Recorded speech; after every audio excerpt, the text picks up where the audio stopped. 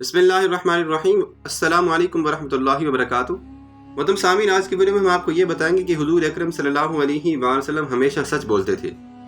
رسول اکرم صلی اللہ علیہ وآلہ وسلم ہمیشہ سچ بولتے تھے اور جھوٹ کے پاس بھی کبھی بھٹکنے نہ پاتے تھے۔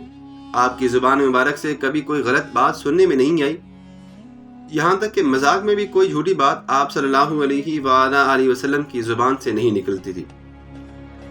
آپ صلی اللہ علیہ وآلہ وسلم کے دشمنوں نے آپ صلی اللہ علیہ وآلہ وسلم پر طرح طرح کے الزامات لگائے، مگر آپ کو جھوٹا کہنے کی ہمت نہ کر سکے۔ یہ تو آپ جانتے ہی ہیں کہ ابو جہل آپ کا کتنا بڑا دشمن تھا۔ وہ بھی کہا کرتا تھا کہ محمد صلی اللہ علیہ وآلہ وسلم، میں تم کو جھوٹا نہیں کہہ سکتا کہ تم نے کبھی جھوٹ بولا ہو، البتہ جو تم باتیں کہتے ہو میں ان کو ٹھیک نہیں مانتا۔ یاد کیجیے اس واقعے کو جب حضور اکرم صلی اللہ علیہ وآلہ وسلم نے کوہ صفا پر چڑھ کر قریش والوں سے یہ سوال کیا تھا کہ اگر میں تم سے یہ کہوں کہ اس پہاڑ کے پیچھے ایک لشکر بیٹھا ہے جو کہ تم پر حملہ کرنے کے لیے بیٹھا ہے، تو کیا تم میری بات کا یقین کرو گے؟ تو سب نے ایک زبان ہو کے جواب دیا کہ ہاں کیوں نہیں، کیونکہ ہم نے آپ کے قول کو صادق اور امین پایا ہے۔